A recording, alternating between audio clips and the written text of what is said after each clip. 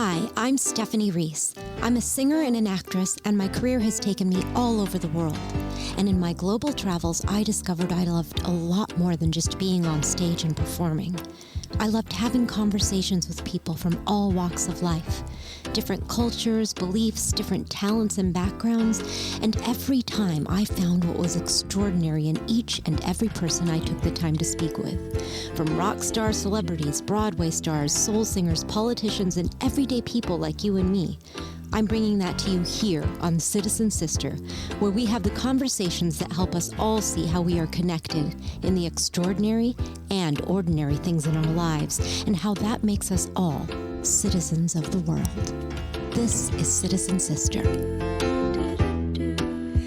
Hi, everyone, Citizen Sister listeners. This is Stephanie Reese. How are you? I am so excited to be here right now. This is going to be a lot of giggling because I'm just going to pretend the camera's not there. I know. This is the first time I'm doing an interview with the camera for our YouTube channel. But it's a podcast. I know. Right. I know. So the most important thing is the audio. I'm going to shut up now.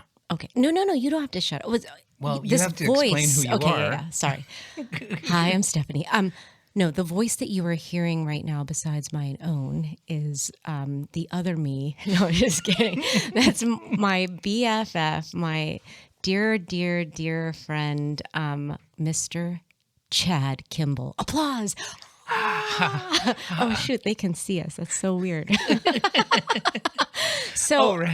This is such an extraordinary interview that we have a studio here in LA so that we can record. Dogs, fur dogs. babies, are here, which is very exciting for everyone because who doesn't love fur babies? One is coming right here. This is Arthur Miller. Now. Arthur Miller is the youngest. He's one. Yeah. And Norma Jean, Meatballs, is hopefully alive somewhere. She just wandered out of the studio for a moment. Yeah.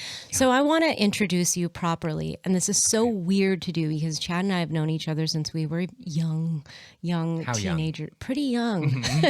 Young. From our RHS, pre-RHS. Roosevelt High School. Yeah, Roosevelt High School. Sister to the show also went to Roosevelt, incidentally. And anyway, I just want to give you a real introduction. The thing is, I know you from old school times, so I literally had to get my phone. I'm like, I need to Wikipedia so that I don't miss any of all of these amazing credits that you have, which are so many. So we're going to start at the beginning. Chad Kimball is from Seattle, Washington, just like myself. Yeah. West Seattle. I know. Right. It's a little far. That West was side. always a little bit far for you to come out. Way far. I took the bus. That was the city bus. Did you? The matriculated bus. Oh. Matriculated or articulated? I don't. We'll figure it out. We'll let you know at the end. We'll just edit that in. Show notes. So Seattle, Washington, he started acting and singing how old were you when you first started acting and singing? I started when I was 8. 8? That's kind of when I started. I didn't even realize that. Yeah. And I'll just smooth over all the general credits. So that he went to RHS, played leading roles all throughout Seattle and the big theaters in Seattle, the little theaters in Seattle, and our school, of course. And then he went to Boston Conservatory, and from Boston Conservatory, he went to New York to become a Broadway star, which is where our story begins. No, I'm kidding. Our story will begin at the real beginning for us, but it's important to mention some of those Broadway credits. What was really cool is that because I also went to musical theater conservatory, we had tons of common friends throughout our careers, which is really weird. So I saw you first in New York when you were in Godspell. Godspell, off 2001. Broadway. It was with Shoshana Bean, Leslie Kritzer. Those were the people that you knew, right? Yeah, but there was somebody else. You knew. And Stephen Schwartz worked with me after or before. Who else did I know? Oh, right, Stephen Schwartz. Right. It's just that it was right at the same time as the Hunchback stuff for me. That's right, yeah. Because then you went on to do Into the Woods, Milky White. Which was another Stephen. At Stephen and James Lapine, which was Oh, that's right. crazy. James Lapine you knew as well. Yeah, that was right around the Hunchback time. So we were always like, "Whoa, this is so weird." We're We're like, already name dropping. I know is this amazing. is so embarrassing. But what I loved about Milky White, just before I go into the rest of the credits, is like that seemed like, okay, you're playing Milky White, but Jack, being an understudy for Jack was probably like the most exciting thing. But no, you made Milky White like present. Like it was like a magazine article about the cow in Into the Woods. Am I right? Yeah, it was quite a thing. It had never been done before. Yeah. And the costume I think was like $150,000, and I was originally cast as Jack's the standby for Jack and Rapunzel's prince, and then about a month and a half into rehearsal, Kate Reinders, who was originally of High School Musical fame, she just couldn't do it. She's like, I can't do it. I can't. My body's not gonna take it. Would you go and talk to James with me? Be my moral support. I said, my yeah. gosh. We're in the Amundsen Theater out of town tryout. And she went to him and said, I can't do it.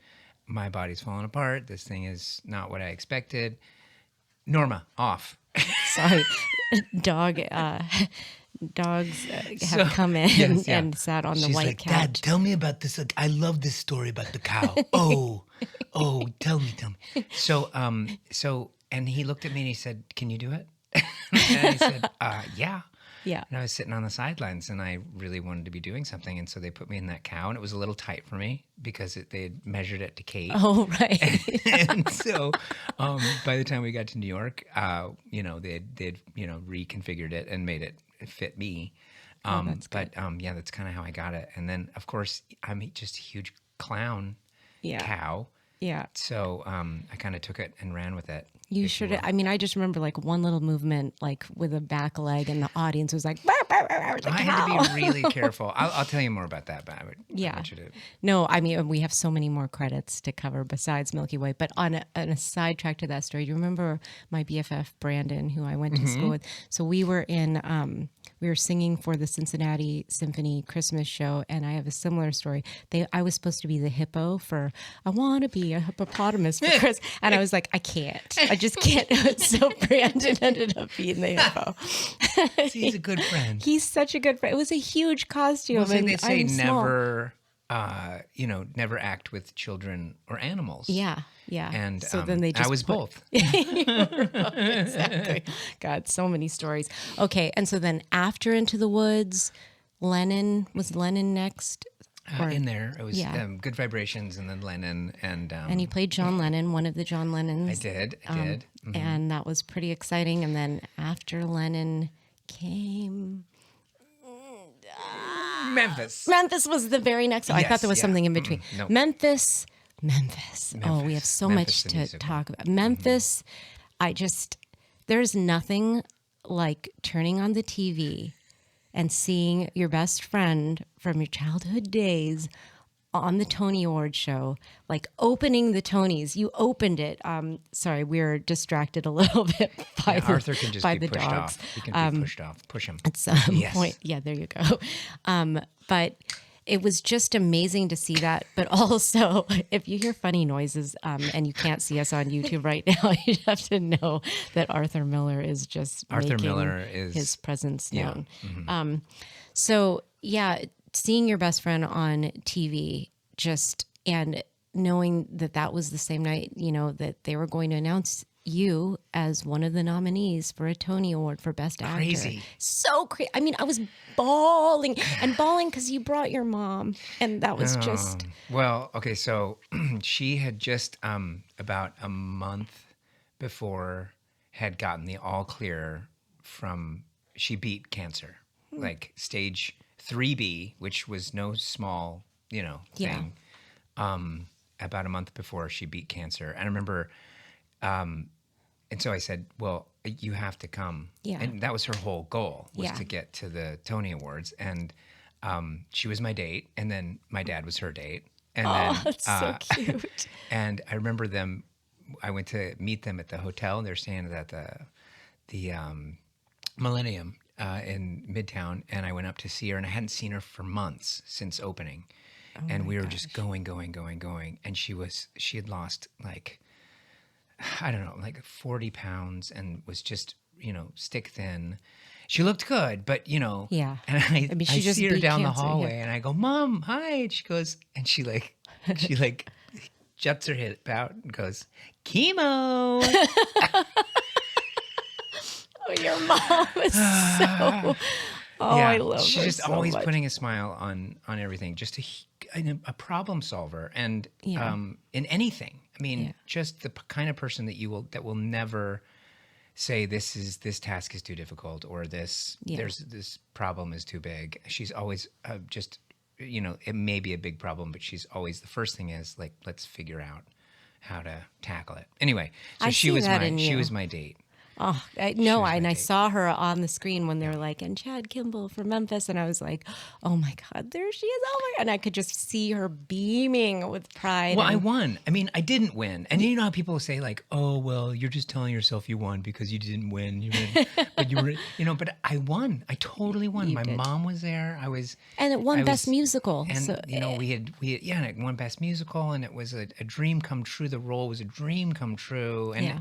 it was my baby. I'd been working on it for 7 years, and best friends with all of these people, like family, and so Yeah. it's like. Yeah, I did. They didn't announce my name in that one part, but they did in all the rest, and it Yeah. was just And the musical, for those of you who haven't seen it, it's 99% Chad's character Huey. I mean, so to win Best Musical really was to win the Tony for Best Actor. In my mind, I'm like, it is your show, so that I just felt like that was It was like the win. 98%. It was like, I mean, I think you're giving me a little too much credit. Well, but I just get chills every time. And I remember I came to visit you, and I was so proud and so overwhelmed, and I think, I mean, and just to see all these other stars in the audience. I think Priscilla Presley was actually sitting in front of me that wow. night. Yeah, that was crazy. Oh, that's right. I remember Yeah. that night. Yeah. That was so. I mean, it was just like you're just superstar, and Very sweaty. and very sweaty. And Chad and I have had like such an interesting, I mean, we can go back to the times of childhood and we will, but in terms of career, it's just been amazing to see this journey. And we will talk more about the deep dive into that journey and all the love and support that you got after that show. You left that show, and you want to say what happened? Well, it was a tour de force. Yeah. It was exhausting. It was 2.5 hours of nonstop. I don't know how anybody could have the energy to do that Yeah. show 8 times a week. And I ended up not doing 8 shows a week. There was a point where I was doing maybe 4. And Yeah. I had injured myself quite severely in the first year. So I was kind of like, trying to just will myself to be better and to be, physically better and to get back on stage. And then there was a point where, because of the injury, I lost my voice, and it's all connected. Our bodies are all connected. Did you know that? Yeah.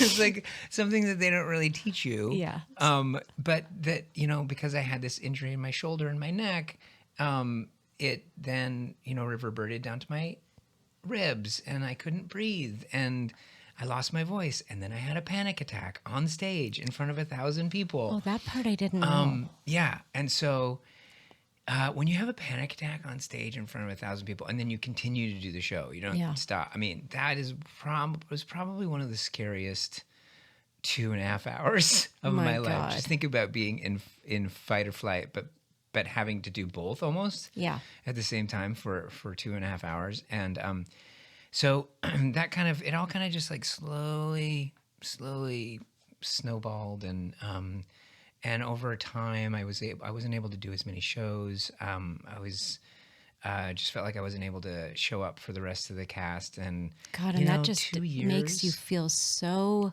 I mean, I don't know if for those who have not ever been in that environment or done a musical, which are probably a lot of you, 8 shows a week is not only very grueling and tough, but your cast is like your family, and Right.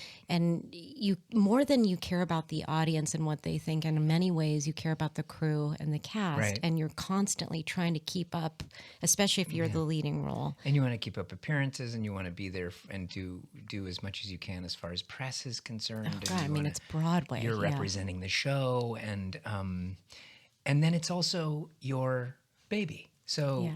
you know, as much as you love everybody else and you love the the standbys and everything, you want to play the role, you know, because it's Exactly. yours. And then you can't. And so there's a lot of kind of you know, humility in that. And however, I'm not saying I'm humble. I'm just saying you have to give over and allow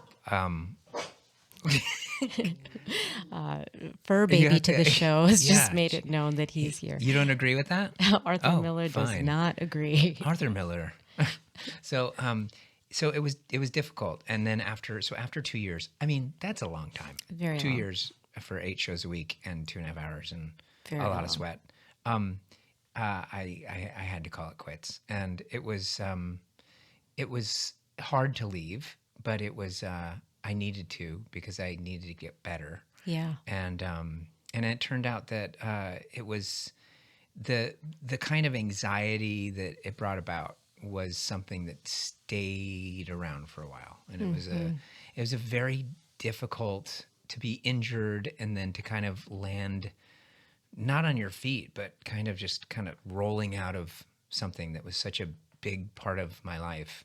And Yeah, you because know, it's all of a not just sudden- those 2 years of doing it. It was all the years of creating the role before. Right. All the lead up to that. And then all of a sudden, you're kind of left with this injury, and you're left with just a different you're left without that family that you had. And theater, I mean, it's so transient anyway. You know, you do a show for a couple of months, and then you're, because of the nature of the work, you're vulnerable and you're sharing all of this deep stuff with people, and then you're done. And you go your separate ways, and you don't see each other for years. And it's Yeah. the weirdest thing. Super weird. Yeah. So just having all of that time with these people, and then being done with it and not really having my bearings straight, it was a really difficult time. And I ended up, I had ADD for I don't know how many years. I mean, I had undiagnosed ADD Yeah. when we were in high school. Yeah. But it was only until I became an adult that I sought help for it, and was diagnosed definitely with ADD, which makes a lot of sense now. Right. Although I would say that, you know, I mean, I know you were undiagnosed when we were friends in high school and everything, but you were my ride or die, like humor, love, all the things. Well, but there are aspects of ADD that are part of my personality that I wouldn't change. Yeah, yeah. But it's that other part that's like, you know, I want to get things done on time, and I want to be focused, and Yeah. you know, like make complete sentences. Yeah. You know, those things. Yeah.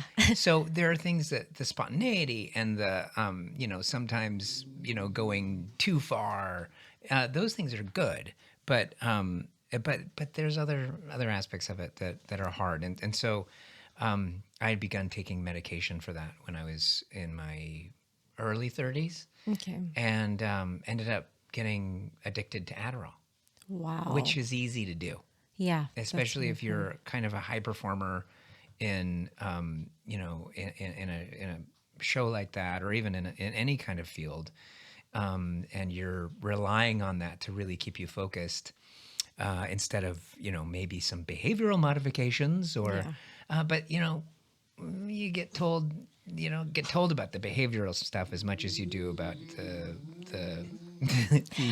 Arthur Miller. well, he's going to be told about the behavior stuff. Hey, I need you to behave. Arthur Miller. So I took Adderall for years, and it was fine, and then it wasn't fine. And Yeah. and especially after I left the show. Were Because I you started taking to use it it as a crutch. during the show? Oh yeah. Okay. Yeah. And that wasn't great either. Yeah. Because I was using it as kind of an energy source, but it wasn't until I left the show and started to kind of really self-medicate with that. And then also, just being lost Yeah. in the world. And then also kind of relying on alcohol, which I didn't understand until I went into rehab that, oh, wait, I might not just be addicted to Adderall. I might also be addicted to alcohol. But wait a second, I don't fit in necessarily the definition of what the world defines as an alcoholic. But I definitely could not figure out when drinking would be okay for me. So fascinating. Yeah. It's interesting to me for so many reasons that we will kind of get into in a moment. But I remember that time period, and I remember you going to rehab and coming through, and just that entire theater community and entertainment community just rallying behind you Yeah. with so much love Mm-hmm. and so much, I mean, everybody. Like it was, and it felt good reading it. It felt good. And then on the other side of that, and this is just how much, love we have for each other as friends and everything. I was doing a charity show with Melissa and our drama teacher. And remember right after rehab, you came Oh, yeah. and that's we right. did this show at Roosevelt. I think I had been going through my own stuff, to be honest. And I was like, oh, I promised I'd do this show.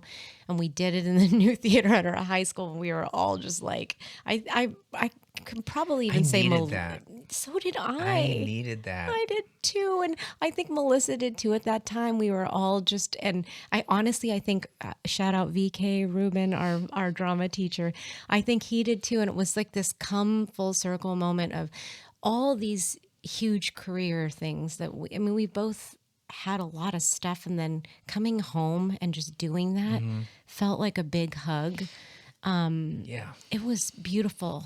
And I just remember seeing you and just like kind of that first hug was like, everything's fine. And we were like on the steps of our school with know. so many memories. Well, and that's how it's always felt with you. It's always felt like kind of coming home. Yeah. And only until, recently after both of us have gotten married and we have these incredible spouses. And no one ever thought we would do that. It's too funny. They're were just married? like slow clap to a fast clap. They're like, who would do it? No, we kidding. Are they? Yeah. I mean, it's really funny too because listeners know that I've just did this whole mold uncovering thing at my parents' house and redoing stuff and putting stuff away. So many old pictures. Chad and I back in the day was like we would be in a room and everyone else would disappear. It was all so annoying. We were super annoying. We weren't trying to be annoying, but we just thought I think that I always just was like enamored of you. I mean, I just always thought Ditto. like whatever, there was something funny that was going to come out of your mouth and then something funny was going to come out of my mouth. And, you delighted me. Ditto. Yeah. I love that. I mean, I found an invitation that he wrote to, it was like a letter to my parents. It's not. We'll put it in the show notes. It was like a note to my parents that was typed out on paper that said, "Your Harold and Chris Reese, I'm going to quarterly invite your daughter, 70 Reese, to ice cream after school. It will give me immense joy." It said something about being platonic, though. Yeah. Like, I was like, wanted to make sure. I know. We're like, we are friends, only friends. And no one ever doubted But that here's we were... a faux marriage invitation. I know, exactly. And the pictures of us, both our spouses were like, what's going on with you guys in high school? Because I found out Did you date? No, what? Gross. They were like, Yeah, those. Yeah, that looks a little like, weird, but we're like, wait, what was happening? We were yeah. both questioning But ourselves. I do remember that Yes. that time, and that was literally, I think it was like a couple of months after I got out of rehab. And, Yeah. And so but Really- the theater community was great. in a lot of Yeah, ways, it was. And so your next show after that, of course, was Come From Away. Yeah, and I was just thinking the other day that it was only 2 years later that I started that, which is crazy to me. It is crazy. However, I left Memphis in 2011. No, sorry, 2012, October of 2012, because I wanted to go 2 years. Yeah. and in 2011. Sorry, it closed in 2012. I closed in 2011, and what I realized is that for 2 years I kind of floundered, and Right. for 2 years, almost 2 years anyway, I just kind of floundered is the right, floated is not the right word because it was Right. heavy, and it was hard, and it was not knowing who you are after all of this hoopla and Yeah. being in front of hundreds of thousands of people and singing at the White House and Yeah. with Nathan Lane and Elaine Stritch Oh and my God. and That's Idina intense. Menzel, or what's her other name? Hatim. I just know her Oh, as yeah, Idina yeah. Menzel. You mean when Yeah, John exactly. Travolta? Yeah, Yeah. so lame. That was super lame. Yeah. And so you talk about the mountaintop, Yeah. getting to the achieving all that you Could ever could dream ever of. want to set out to achieve, and then just being kind of laid low, and I wouldn't have it any other way, because what I found after that was way more joyous, Yeah. and because it was an inner joy, that Yeah. I'd never known before, and I didn't think was Really? possible. You didn't know that before? Like it took kind of, I mean, quote, I hate it when people say you have to hit rock bottom. No, to, but in a way because it's true. you lose it. When you lose everything, and I did. I lost pretty much everything. I didn't lose my family. Yeah. And I didn't lose my friends, but I thought I had. And so when you've turned inward on yourself and you isolate yourself and you feel like you're so alone and you're so ashamed, you Yeah. feel like you've disappointed everyone. You basically have lost everyone, right? Yeah, So totally. from your perspective, you have lost your family. I mean, I would have gone to my family a year prior, maybe 2 years prior, if I had the wherewithal inside to know that I hadn't made them ashamed, that I hadn't disappointed them. And in fact, when I did go to them and I had them all on the phone, I finally, after all of this pain, had decided, well, I have the only other option is not a good option for me. So I called them, and it was my mom, my dad, my brother, my sister-in-law, and I said, I have a substance abuse problem. I mean, something right out of like after school special. Yeah, totally. Substance oh my abuse. Gosh. I have a substance abuse problem. My sister goes, we're so excited. Whoa. And I said, what do you mean? Like through tears, like, why would you say that? And she said, we didn't know what was wrong with you. Now we know, and we can do something about it. And we love you. And all of them just chimed in, we love you, we love you, we love you. And That and makes at me that cry. moment, that lie that you're told, from the inside, from the outside, if you believe in the devil, that's what it is. Yeah.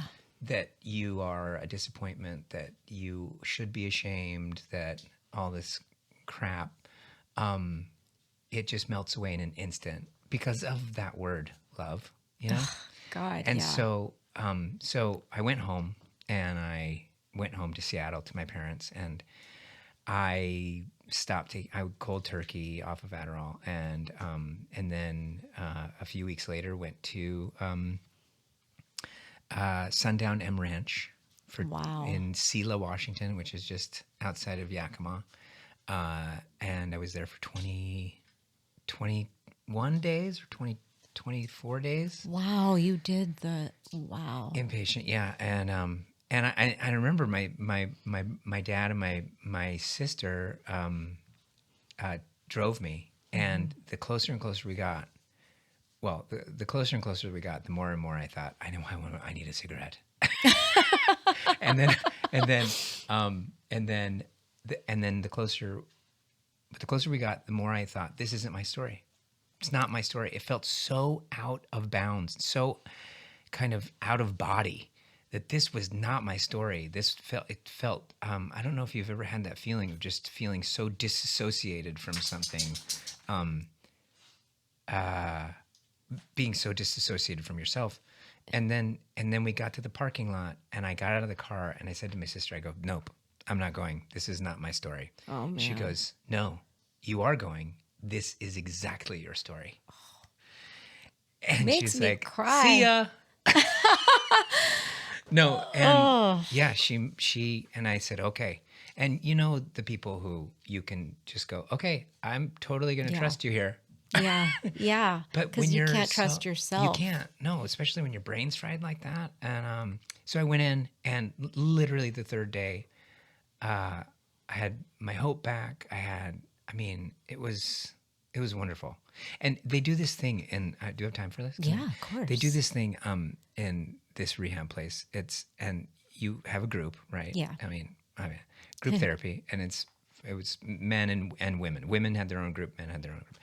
And each person had to fill out like an inventory. Yeah. But it was a list, basically, of all of the things that you had done wrong. Yeah. All of the things that the people you had wronged, the people you had abused, the sexual exploits that you've had, the drugs that you've taken, everything. How much money you've spent on alcohol, how much money you spent on drugs, how much money you spent on cabs, how much money you spent on cigarettes, how much money you spent. I mean, everything. And you had to be honest. Yeah. I mean, and I can see for someone who wasn't serious about feeling better, they could probably lie. But the whole point is that you get it out there.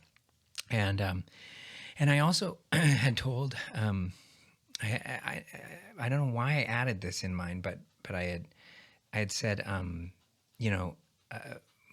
my life verse, this verse that I grew up going to a Christian church, and I didn't know anything about this verse or the things that surrounded this verse. I just knew about the verse, and I loved it. My whole life, I loved it. It was Jeremiah 29:11, which is for I know the plans for you. God knows. I know the plans for you, says the Lord, plans to prosper you, not to harm you, plans to give you a hope and a future. And I always just was like, that's my verse. That's my verse. And you just memorize it without really. It feels good. Yeah. It sounds good. It's nice poetry. You could put it on a calendar. Yeah. And the day that I shared my inventory, the chaplain was in our group, just randomly. Wow. And he... there's a question and answer afterwards. People commented, other patients commented on your story, and the chaplain said, "Well, you know where that comes from?" And I said, "What?" He said, "The verse." I said, "Well, I mean, yeah, it's the Bible." Yeah. He's like, "But specifically, yeah, it's from Jeremiah, and it's God telling them, that I'm bringing you out of exile, and He's brought you out of exile." Whoa. And, oh, okay.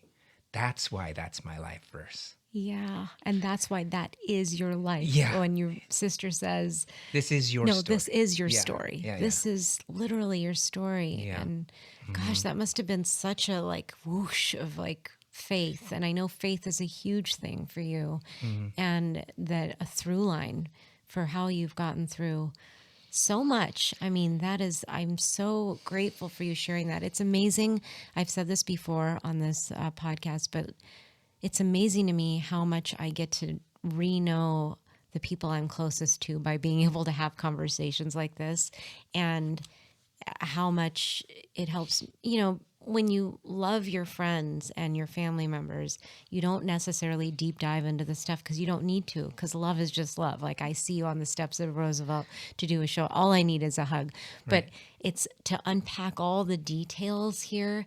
It just moves my soul to know that part of your journey, and that where we are in life now, even, and we haven't even gotten to that part, ladies and gentlemen, which is, but all throughout that, faith and humor, and family, I feel, as your friend, and because it's similar to my through line in life, it's like those three things seem to be these amazing, pulls that you have, ammo that you have. It's like, yes, I can lose everything. And I've gone through my version of that too, as you know, which I can deep dive into on another episode.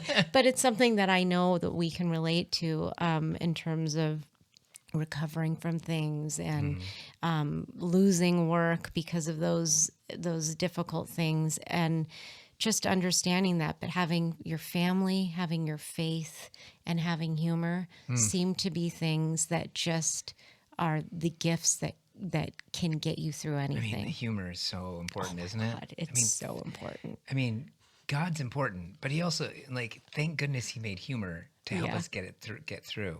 Yes. And I mean, yeah, definitely. If you can laugh at, I mean, yes. You can laugh at yourself, and you have to laugh at yourself. Yeah, for sure. I mean, when, I don't know, like. I mean, I'd rather laugh at other people. Yeah, exactly.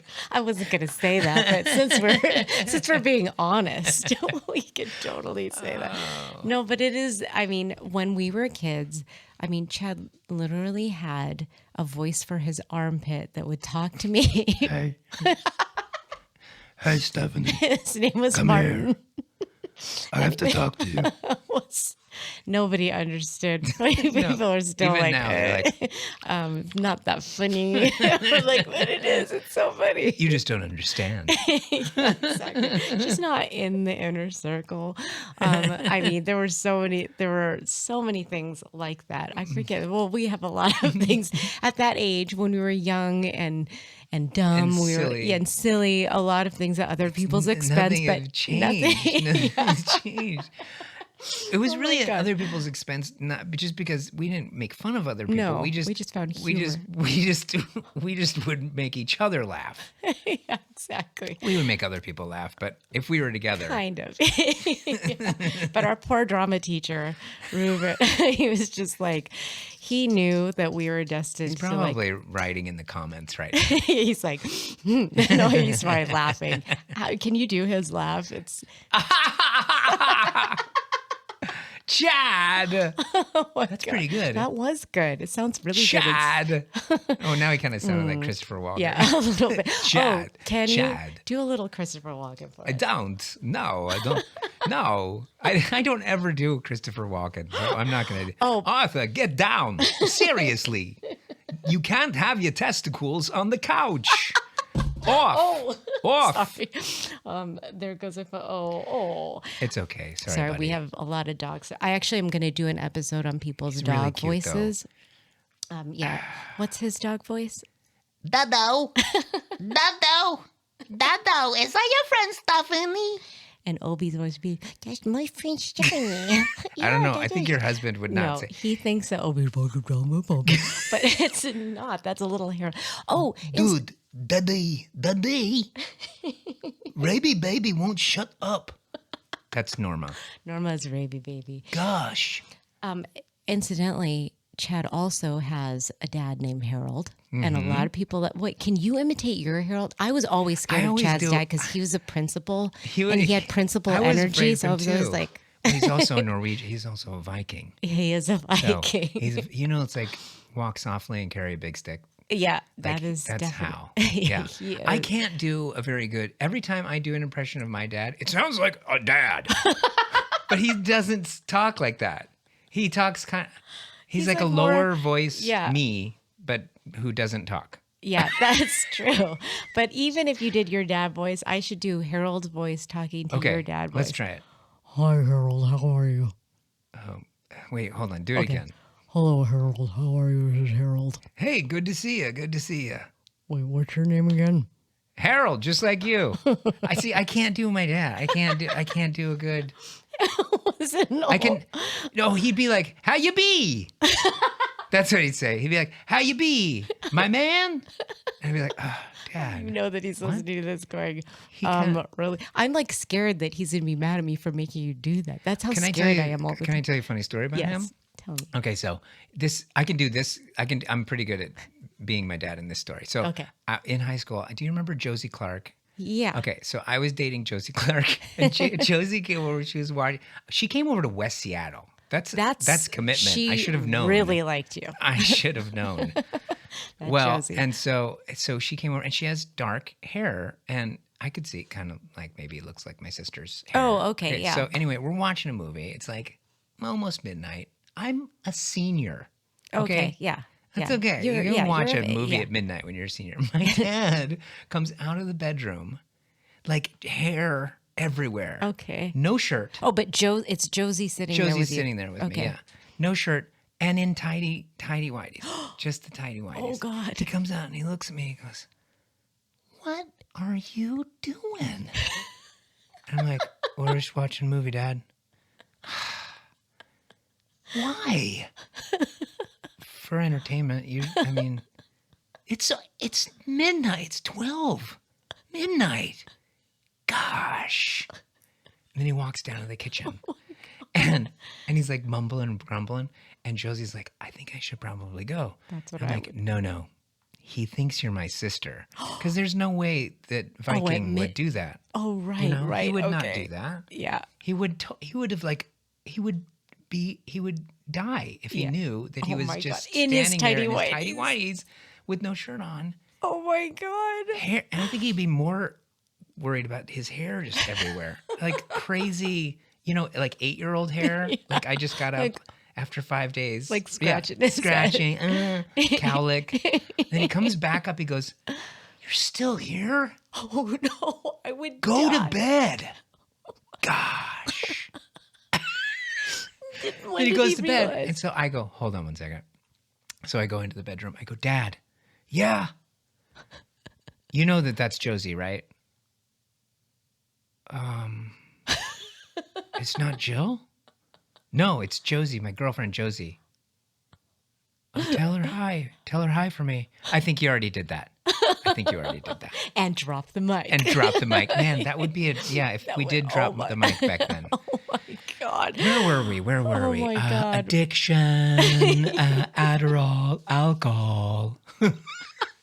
Did we get to the therapy yet? No. We had a lot. Well, of it's all therapy. it's all about It's therapy. all there. It's all about but no, therapy. where I come from away because that is kind of where we're Oh, at. that's what I was gonna say. Yeah. So I 2 years of just in the no man's land, and then I started to try and work again, and I like had nothing, and it was great, and I really didn't need anything. I Yeah. was, my best friend and I were living together, Eddie McGinty. You remember yeah, Eddie? Eddie. And things were. I mean, I remember thinking one day, if I didn't have. I have my life. I have my life. I have my family. I don't need anything. I have my friends. I don't need anything else. I don't Yeah. need another dollar. Just it's such a weird thing to be okay with. Yeah. Something to that I just being never. solid. Yeah. Just like okay, and I was going to meetings and this, that, and the other. Anyway, I got called in to for the same producers and same director as Memphis to come in and audition for this musical called Come From Away. And originally I went in for another role, but they called me back for another role, and I got it. And we started in 2015 in La Jolla. Is La Jolla also where Memphis started? Oh, that's and that's where so Chris cool. Ashley is the artistic director. So it was kind of a cyclical thing. This cyclical just a beautiful reminder of how things can come back. You know what I mean, and how we can come back and better and so. So yeah, I started doing that, and that's actually when I was in La Jolla. That's where I met my wife, Emily. Emily Swallow. Well, her name is Emily Kimball, but her stage name is Emily Swallow. Yes, and she's a badass in her own right, yeah, which she is is. so cool. I mean, that must actually be really interesting to and we'll get back to Come From Away, but just having somebody in the industry. You dated people I know outside of the industry and people also in the industry. Was that ever something that you were like, oh God, I shouldn't do this? Because No.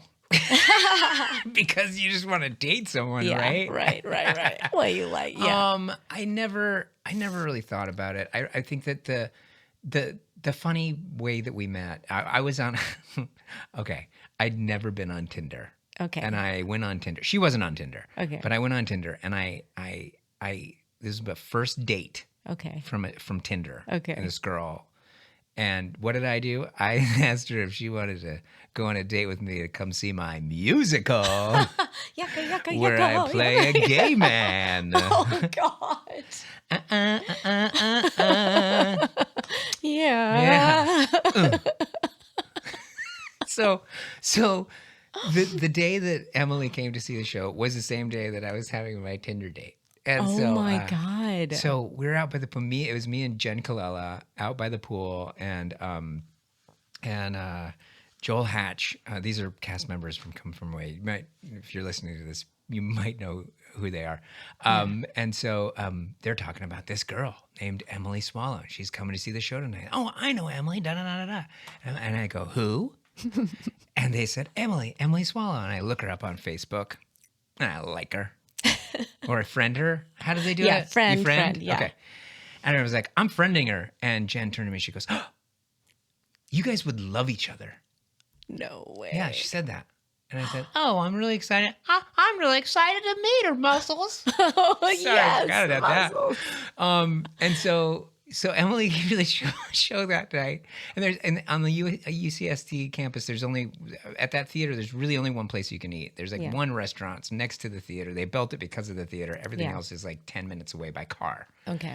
And so everybody goes there. And so my date and I Yeah. went to this place, and so did Emily and everybody else. So it was like the entire cast. And But that date was there with you? yeah, she came with me. Yeah. And are you comfortable, Norma? Are you? And so I actually didn't talk to Emily too much. I was a gentleman and I had a nice date, but I did talk to her a tiny bit, and I did at one point do a pratfall. Leaving the restaurant. I did the old I'm looking this way, and then I turn around and I hit my hand against the door and fall over. Oh my God. Is that sufficiently dorky? Is that totally me? Perfect. It's Oh, me. Yeah, it's totally you. Yeah. I love that you did that. I don't know why I did it, but Just I did. Yeah. And then we just started to, over Facebook, we messaged each other a couple of times, and then we gave each other numbers just to, because So we had the some other date was just a one-off. Yeah, it was. Yeah. I mean, she was nice. She was Yeah. very, very nice. But I was interested in Emily, Yeah. and then, we started to find out, just peculiar kind of coincidences and similarities, and how she was raised, how I was raised, and we started texting. We texted and we texted that, 'cause I remember, nonstop like, for like 3 months. You were texting when I saw you. I think I was in New York, and you were like, "This girl's so smart. She's like so witty. I write her, and she zings back." And it was like, yeah, that's right. Yeah. She zings back, and then she went up to the coast, Oregon coast, and she was sending me these pictures, and I was thinking, wow, she's got an incredible eye. And this is, I found out later, this is what I wrote. Yeah. I wrote, so I really like your use of composition and shadow and light. I don't know if you know this, but I'm a photographer. Oh my God. I said that. Are you a photographer? Well, I mean, I'm a photographer, but I'm not like a capital P photographer. Yeah, I'm a photographer. Yeah. Yeah. But like, I like your use of composition. And she was like, okay, thanks. Oh my God. And she says that she was, from the very first moment that I saw her, I think that I was smitten. I was smitten, Yeah. definitely. I don't think it was like love at first sight, but it could possibly be love, Yeah. possibly down the road at first sight. Oh, that's so sweet. And she was like, this would never work. She's like, this would never work because he's in New York and I'm in LA, and it wouldn't make any sense. And 3 months later, she decided to stop the texting and call me. And so she called me. Mm-hmm. She's so, She wow. called out of the blue, and I picked up and like, I know when you, oh my God. and you know the first thing I said? What? Is my voice too high? That's so I did. I said, is my voice too high? She goes, is my voice too low? Oh, right. 'Cause she has kind of a low voice. Well, it's sultry. Yeah, no, it's a cool low And if voice, you're but with both of us, it's a low. Yeah, it's yeah, low yeah. because mine is so high. yeah, no, but that's so great. So anyway, yeah, and then we started dating. She came to New York and visited, and we had our first date, and then we were inseparable. Yeah, we totally clicked, and she's like, she is amazing. She is such a strong and cool and funny, so funny. She's all those things, and I just remember almost being nervous. I'm sure you felt that way meeting Matthew. It's like, oh yeah. will they be able to understand our inside crazy things? Probably not, but it's I don't okay. think that they do. No, But they still but love they're us. okay with that. It's the fact that they could hang with it was almost like the best test of it all, because of course it can be annoying, and that's acceptable. Yeah. But what I really love is that she is just so the yin to your yang. Like it is exactly just, when they say the opposites attract, and it's so so true. But we're both artists, and that's the cool thing, is we're both artists, and she's an artist in a way that I couldn't. I don't know if I could figure out how to make that work in my life, but for her it's perfect. Yeah. You know, and she's so good at what she does, and she's so dedicated to her craft. And for those who don't know, Emily is, a TV and at movies as well, actress, and she sings. Well, she was on Broadway. I did not know that. Yeah, she was in High Fidelity Oh my God. on Broadway for 2 weeks. Oh, well. Well, it lasted for 2 weeks. It's a credit. No, the show closed in 2 weeks. Yeah. it's But lame. she's up there in the TV movie Yeah, thing. yeah, she's yeah. in Mandalorian She's in The Mandalorian. She plays the armorer. which This is the way. yes, That's her line. so cool. Yeah. And she has a doll. She has her own doll. Yeah. Did you have a Huey I did. Calhoun doll? Yeah. Oh my God. I had a Do you doll ever, like- first. It's so cool. Excuse me. I'm sorry. I had a doll first. I had it all. We want to do like a husbands and wives Interview. like Yeah. with all four of us at some point. It We'll would be see really- see where things really lay there. We're a little worried all with right, it. yeah.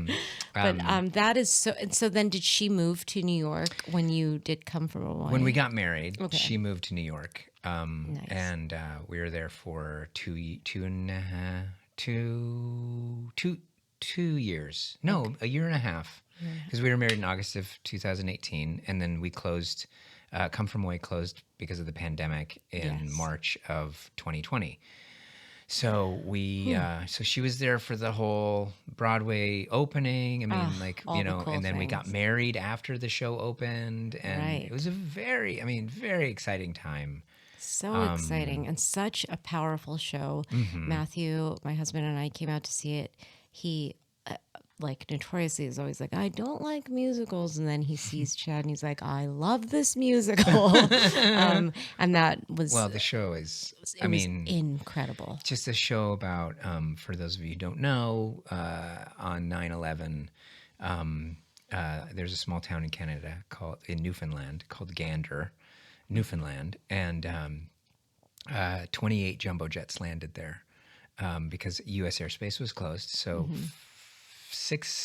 7,000 people, I think it was 7,000 people, basically were guests in this small town of 7,000. So it's like one person for every person. It's insane. And they fed them, they clothed them, they brought them to their parties, and they just opened the doors, welcomed them in.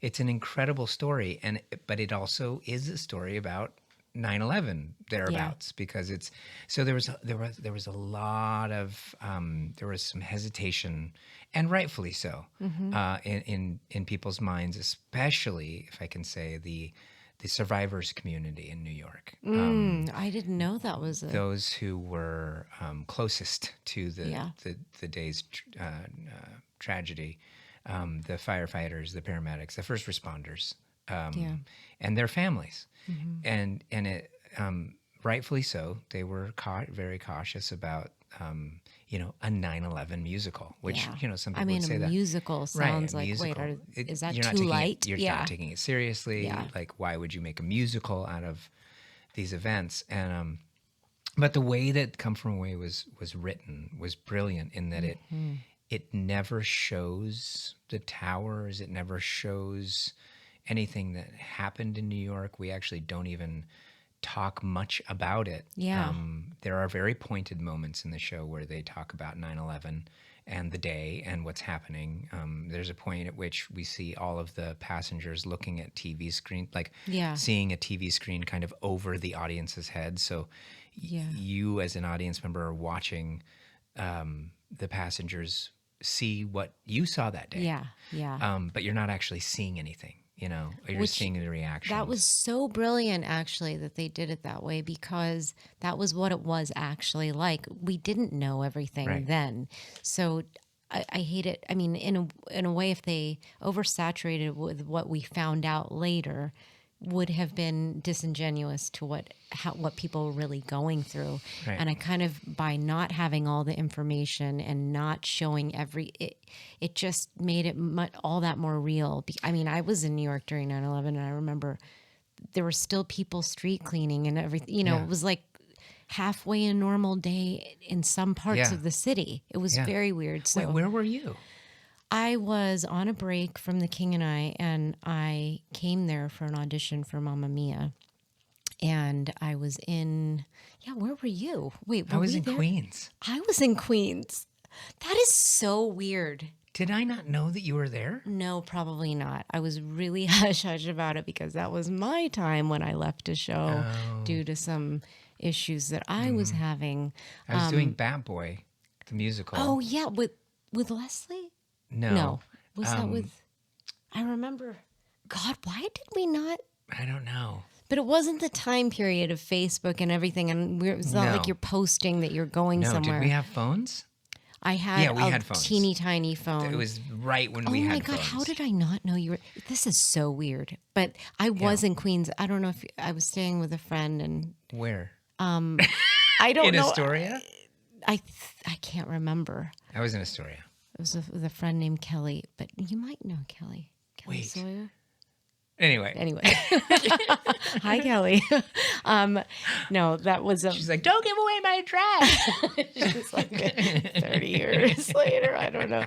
That was a very strange day, but I do remember not knowing anything and Right. being confused. And I mean, and the other thing about it, the show being so brilliant is that it you know, this fatigue of there's so much tragedy on that Yeah. day, so much. And the thing that I think a lot of people remember and take away most from that time was how unified we were Yeah. and how joyous that was, coming together in the midst of such horror. Yeah. And, you know, I'd never seen the streets of New York. I'd never seen cars get out of the way for emergency vehicles. Yeah, I ever know, in right? New York City. And they were.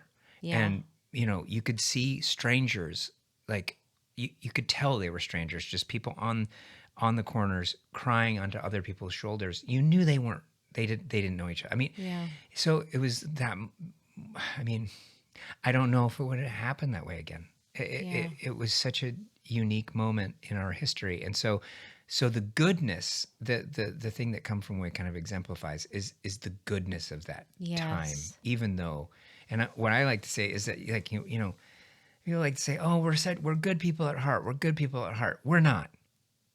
We're evil. We are can evil. be, We can yeah. be evil, but we have that in our hearts. We also have goodness in our hearts, right? I agree. Like, what does Alexander Solzhenitsyn say about evil? The line between good and evil is a line that slashes across the heart of every human being.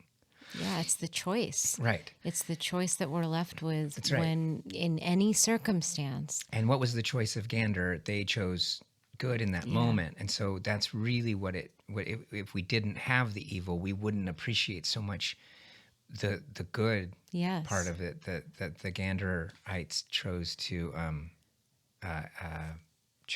lead with. And so it was great. We went to Newfoundland. We did the show there on the ice rink in Newfoundland. We did 2 shows. I mean, that was surreal. So many wonderful experiences. So that whole A town true- got to see. Yes, that before is we went so to fun. Broadway.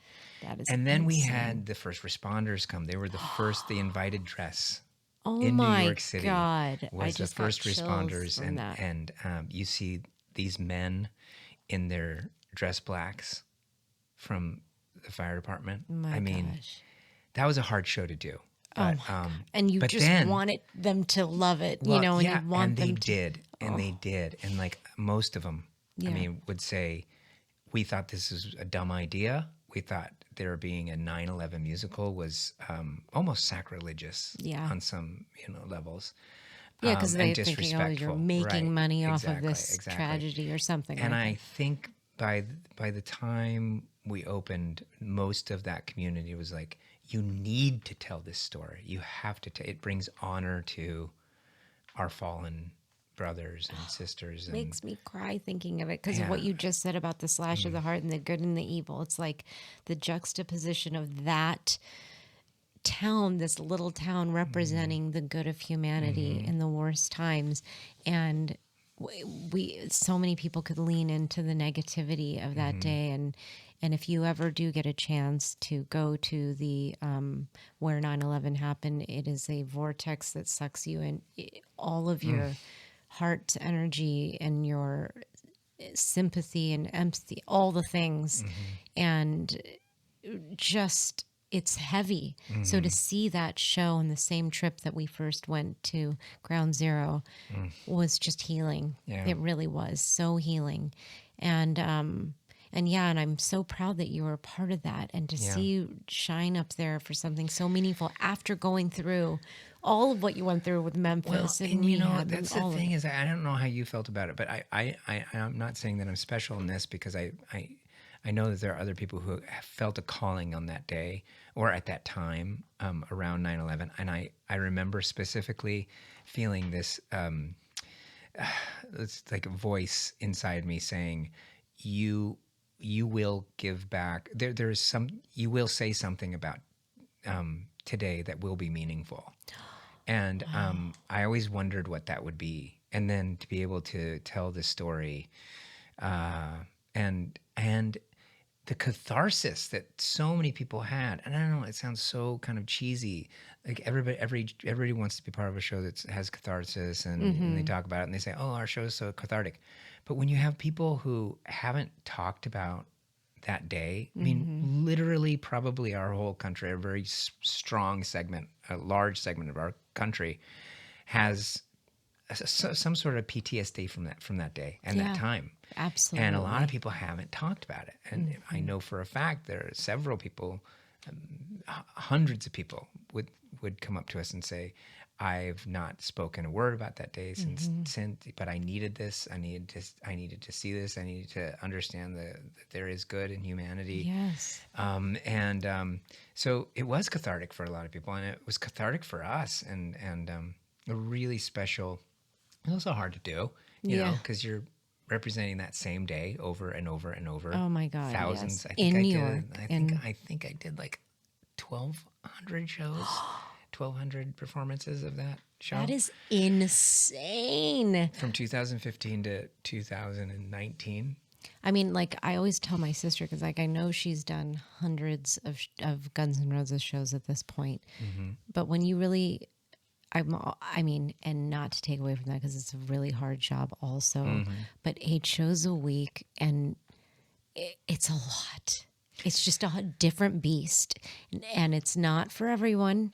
I mean, it was hard I don't know on if me. it's for me. I know. So I felt, I was like, I remember my first job, like of the 8 shows when I did Miss Saigon, and I was like so excited, fresh out of conservatory. And then after week this is 3, hard. it's like, week 3, I was like, wait a minute, I signed on for almost a year. Wait a minute, this is week 3. My vacation days. Let's see, vacation. Let's see. I get 5 days? 5? We just I think doubled it's 7 that. now. Yeah, I think. Well, in Germany though, you got like 3 weeks. That's what I hear. Yeah, it was Yeah. a lot of. It was easier in that sense, but you know, you're in fresh from conservatory, as you know, it's like you're so ambitious. I'm going to be the only real actor who's there 8 shows a week. I'm going to give it my all every time. Like that really, and you see them, I'm sure, when you're in those musicals and you see that the kid who's like 21, who's like, like super energy. They're like, hey. So and like the next audition and they know all the songs from all the new repertoire. Yeah, it's too much. And you're like, yeah, I'm going to go get Kid, coffee. you're going to burn out. Calm down. Calm down. You need to longevity. Longevity, huh? That's the key. That's what it's about. Yes. So what happened? Let's talk a little bit about. We don't have the to. pandemic. The pandemic. This pandemic happened. It was the pandemic happened, and it was our 3rd anniversary on Broadway. Yeah. Was the day that we closed. Oh my God. The day that we closed. So we didn't actually get to celebrate our 3rd anniversary on Broadway. Oh my God. For the show, and everybody went their own way, and we it was neat. One of our cast members, Joel Hatch, he started a Zoom call, and so we all Zoomed together. Yeah. Pretty frequently. I mean, I did quite a bit in the beginning, and then, we just were traveling and stuff, and so I tried to make a Zoom call when I could, but it was sweet, and we had a long text message thread that was the entire company, or the entire acting company anyway, where we would just text each other like every day, and these were people that these are really your family. I mean, you're with each other. Through the rehearsal process almost every day, all day, every day. And then you're out of town. We did La Jolla, we did Seattle, we did Washington, D.C. We it makes did you so Toronto, close when you do the traveling. We did Newfoundland. Together. Yeah. Oh my God. And you travel together, and you're setting up in a new space, and you're a troupe, Yeah. And you're so and you're fun. and and it was a small cast too, so it was 12, 6 men, 6 women, and God, that's so and then, crazy. That's that small. I didn't realize. and then 4 standbys in the beginning, and then we added more. But so yeah, very tight knit group, and that was interesting because COVID hit, and you were one of the first known people, like, I mean, as in terms of celebrity, like who got it, that bizarre semi-celebrity. I feel like you're a celebrity. Yeah, I got it. Yeah, like everyone right away. was texting, everyone was messaging, oh my God, Chad's sick, like, because we didn't know what COVID was yet at that time. It was new. It wasn't fun. It was not fun. No. I didn't go to the hospital, but it was scary. I mean, a lot of it was the psychological aspect of it, is having this thing that was new and like, what is it? And I have it. And of course, even at that point, we knew that that young people were probably going to be better off. But it's scary. But it was scary. Yeah, it was scary, and I was scared, and I was so relieved when it kind of came and went. My wife never got it from me, which is crazy because we lived in you had Norma loft Jean, apartment. and I had Norma Jean. She was taking care of me. Yeah. Well, my wife was taking care of me, but Norma would sleep with me on the couch. That is so sweet. We had all these. We did everything that everybody else did, but I got it like March. Let's see, March 12th, the 15th or 16th. I mean, that is fresh. Yeah. Like, that was right. Well, I mean, it makes sense. I was licking subway poles and, like taking people's pens and signing their playbills and kissing them. Yeah. You know what I mean? All of the sweat I'm a rubs. hands-on kind of. Like, I'm a little sweaty. I'm a little sweaty. Come here. Exchange. You need your palms licked. That's so, gross. you got it. Yeah, So, That way. I got it. Got it right away. Check. Oh, I was careful, doctor. But I remember when they were passing out, what are those hand sanitizer? Yeah. Hand gloves. Yeah, gloves. Gloves. Plastic gloves. Plastic. No, the Oh, surgical hand sanitizer. gloves. Oh, yeah. Okay. We go back and forth with that. And before we went out to sign playbills. Oh. Yeah, every night we'd have to put these on. And we were like, oh, serious? I mean, come on. And you're like, not me. Not me. I'm not gonna. And COVID. And Oh no. And I remember actually when I did start to have a cough, Okay. we had gone to Target Yeah. in New Jersey and got back to the car and I had just a little tickle in my throat. Because that's how I found out I had it. And I turned to Emily and I go, I have it. Oh.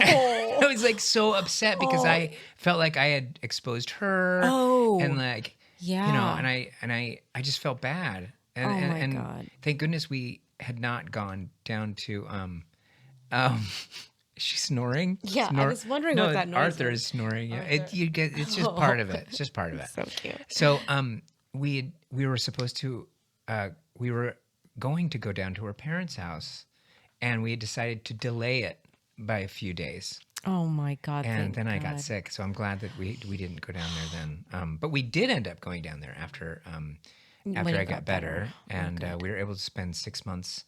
Oh with yeah, her- because her that's right. parents. Everyone shut down, so you were. Yeah, and then we went and we're in Seattle for 6 months, and that's where I tweeted a tweet.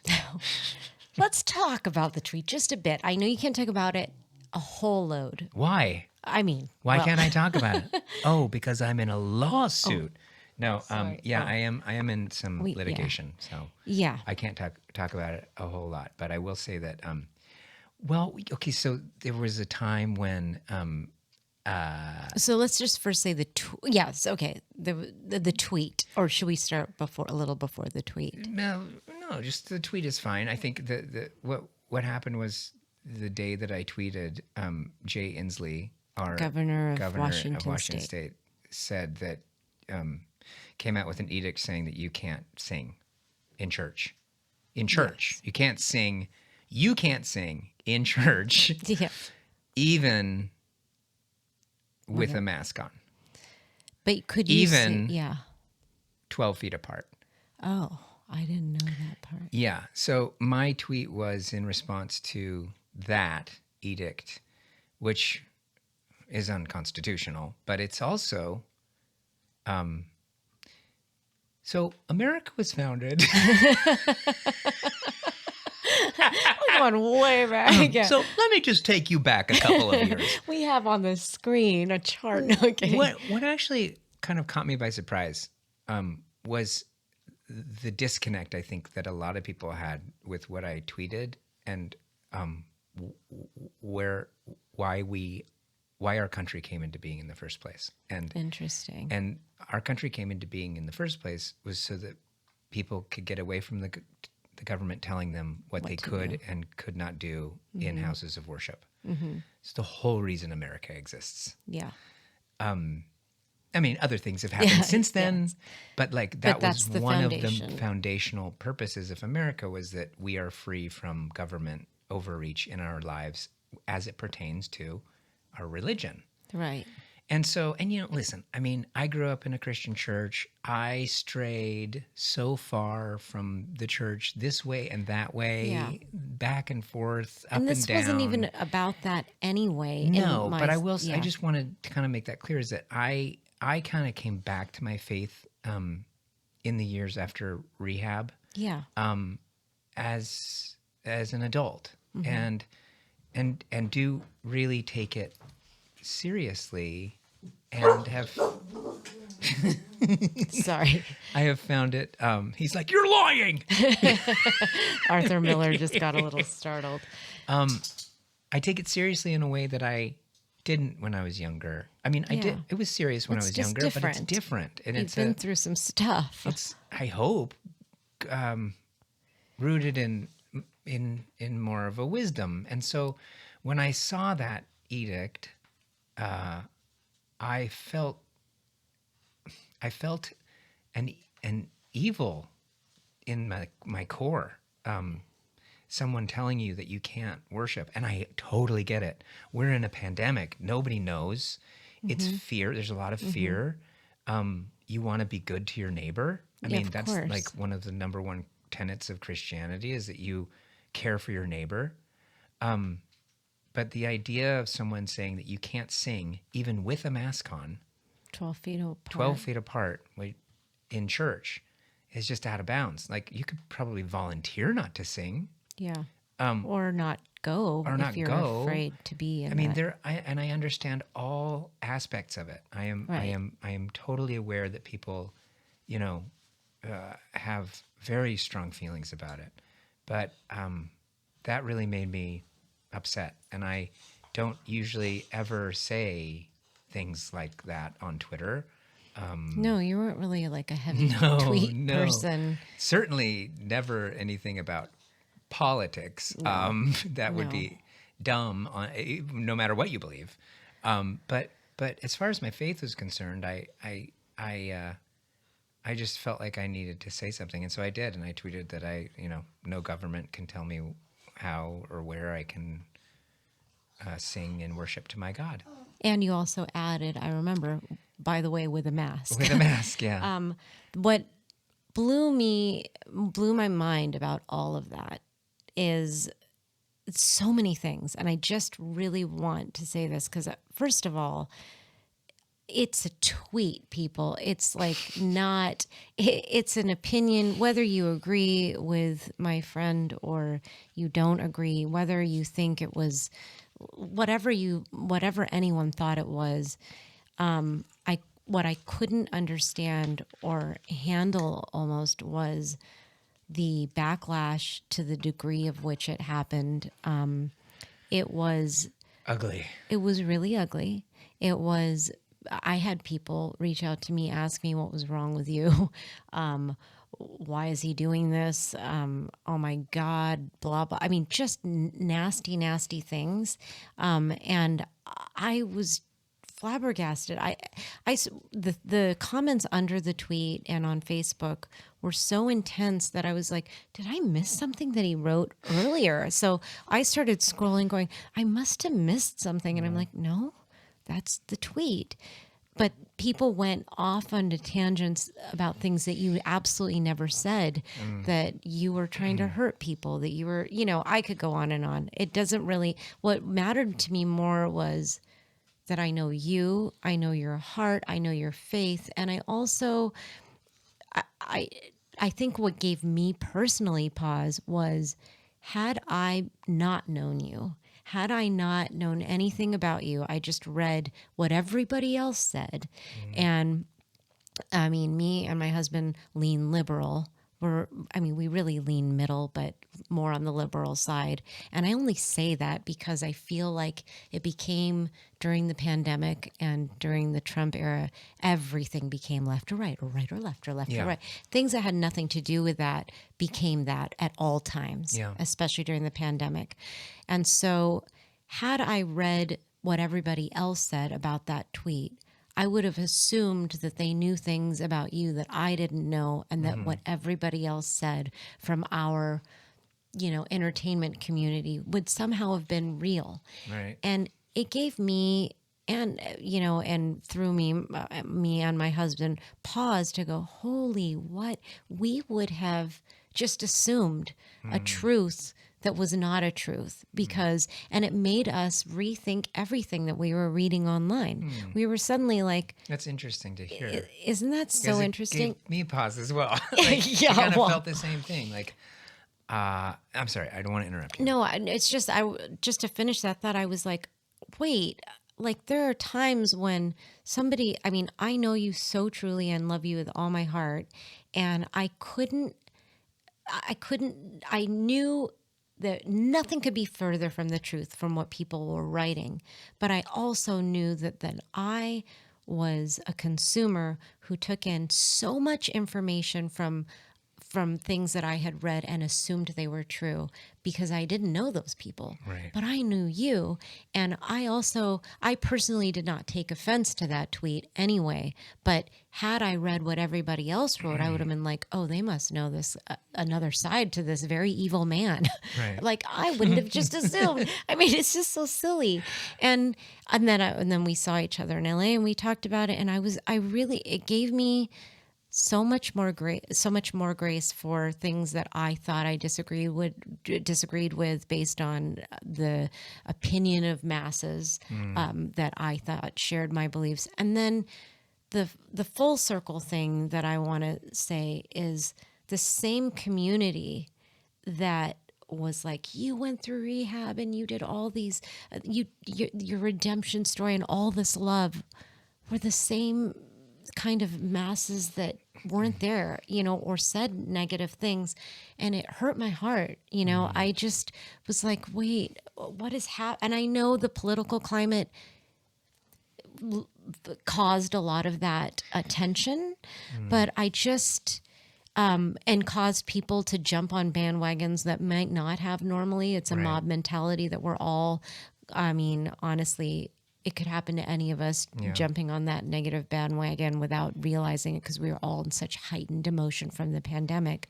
But it was just such an awful thing. And I'm so sorry you went or still going through it. It just, there's so much, but I want you to speak on it more than me. Thank you. Of course. And that means a lot to me to hear. And I not really consciously said those words, but I think the same way. Is that, I know me. Yeah. And if I were reading something about someone and they were derogatory like this, and if it was this issue or another, what would I say? So Yeah. it has given me pause as well. Like, we're, first of all, social media and 240 characters is Yeah. not a place where you're able to judge someone. And I'll even say, even if they say the worst thing in the world, Yeah. like the horrible part about Twitter, social media in general, is that, especially Twitter though, because you don't have a lot of room to explain, is that you could say something, and I'm not saying that I did this, but you can say something that belies your own conscience. And I did not belie my own conscience. I will say that I was speaking my conscience. But people will go online and they'll say the thing that they never would say To your face. to your face. I definitely would say what I said. Yeah. But what I'm saying is, I'm just trying to make this point about being online, is that, and then we have the audacity not to entertain forgiveness Yeah. for any of it. Right. Like, yeah, you say what you say, and you might get in trouble, but in our society, it used to be that people were given the benefit of the doubt. There was space. There was space for the conversation. There was space for the conversation. Now there's not space for the conversation. And I think a lot of people have also decided that, a lot of those fair-minded people, or you thought were fair-minded, they're kind of pulled into this place where you have to pick a side.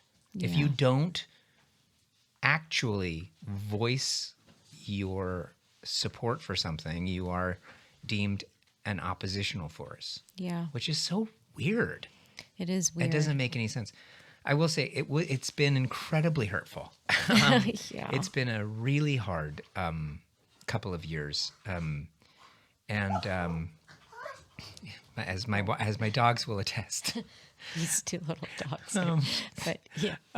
and I still really wouldn't have it any other way. I was fired from my job twice, really, because they did not invite me back to the show, and they said that they would.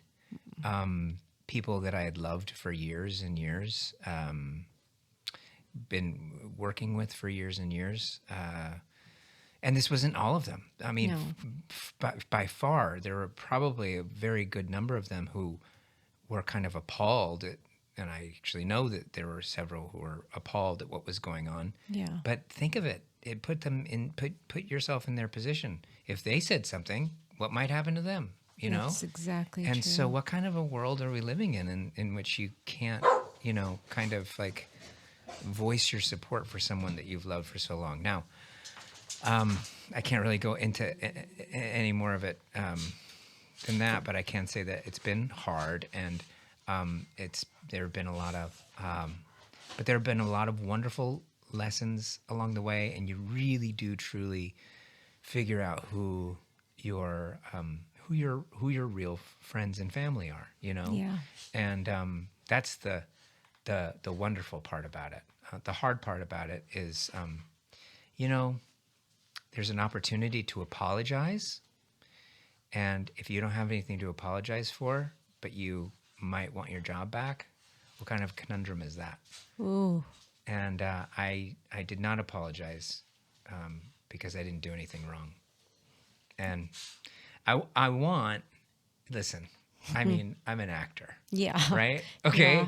Like, I want people to like me. Of course. That's why the name we're of the on game. stage. But what feels more important to me and feels Right in your heart. right in my heart is to actually stand up for what I actually believe.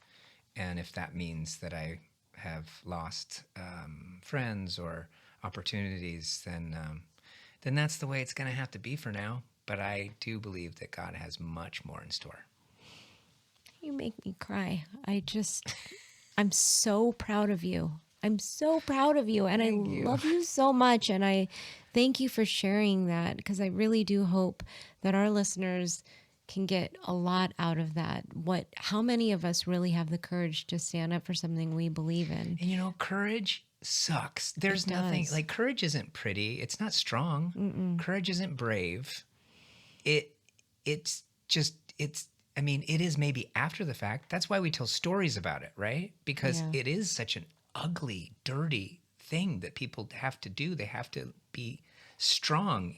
Strong. I put Yeah. air quotes because strong doesn't always necessarily mean easy at Yeah. all. Yeah. It's hard and it's not comfortable Yeah. but I mean, so people say that you're courageous, and I just want to say, okay, Yeah.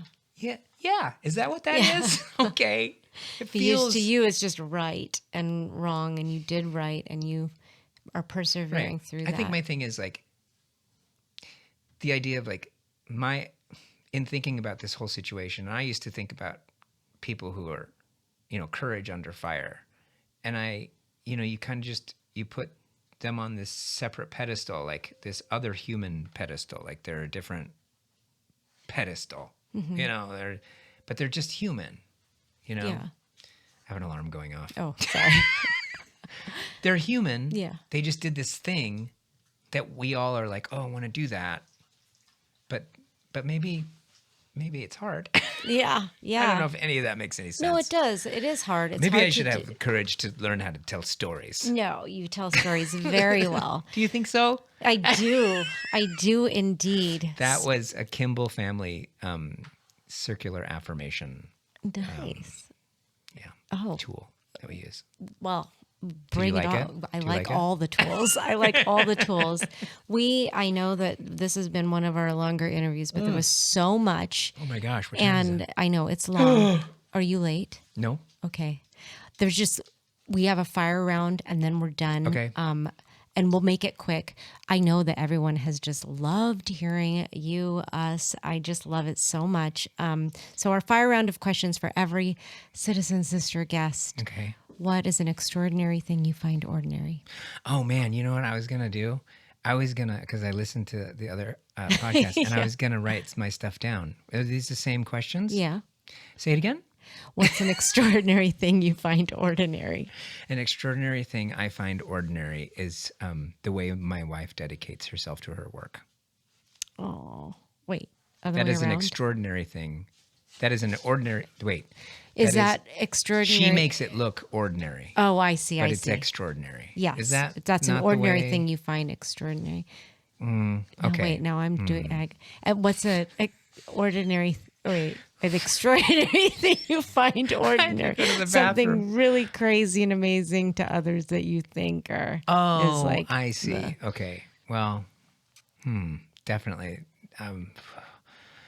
Ice cream? Yeah. No. No. No. No, that's the other way What around. do I find What do you find ordinary that's really really? extraordinary to other people? Yes. That's what you mean. Yes. We have a lot for the other one, but I don't know. I don't know. should I come back to Let's it? come back to it. 'cause Okay, I'll okay. think about it Favorite food, easy. Mexican. Nice. By the way, Chad, many people don't know Don't know that this. he is half Mexican. I Well- almost didn't say half because you said Native American. I'm actually 16% Indigenous American that we found out a couple of years ago. It's my mom's side. She's the side that has Mexican, Yes. but also a fair amount of Indigenous American, which was very interesting because You got the Viking. I got the Viking look. Yeah, I got the Viking look. Okay. Why is the Viking look at New York? I don't know. I got the Viking look. It's more Minnesota. Yeah, actually, it is more Right? Minnesota. Okay, and where is your favorite place to live? You've lived a lot of places. I'm loving Topanga Canyon, California. Nice. It is our home. It is our first home for either of Beautiful us. home. And there's a lot of work to be done. But They have a waterfall. We have a waterfall. Yeah. A seasonal waterfall. But this season Is quite a waterfall lot of right water. Yeah. So favorite place. Awesome. And the last question is, what makes someone a citizen of the world? I think that a person is a citizen of the world when they go out of their way to figure out how what God gave them can benefit other people. Oh, beautiful. So when we can use our talents to help others or to kind of bring joy to other people or to be kind of conduits to God in a way. Being God's liaison on earth to other people. Beautiful. I keep saying every episode is my favorite, but my God. You can't say that though because your sister's right there. Oh, I know she's right here. You want to say a quick hello, sister? Just a yaka yaka yaka hello. She said hi. She's engineering. She's a malingineer. And okay, so where can That we doesn't find make you? sense. What's next? What's happening before we sign off? Here in LA, been doing some writing. Tons of tweets. No, I'm just kidding. Can I say that? I'm working on Yes. an album. Yes. That's about Super it. exciting. All the things. That's it. Yeah. That's all. Nothing else. Was that a cut it or yes? Oh, Yeah. Okay. So we've just, please, do people follow you on your website? I don't do social media. Moral of the story. Moral of is- the story is don't do social media. But you can find me on Twitter at Chad Kimball 1.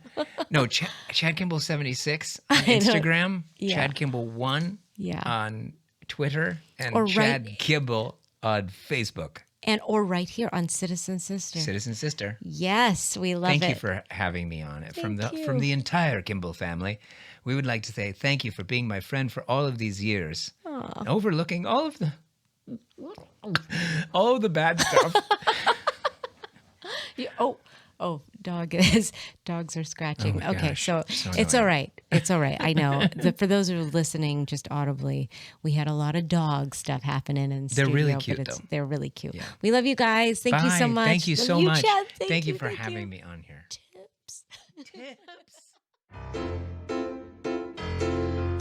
I'm Stephanie Reese. Thank you so much for listening to Citizen Sister.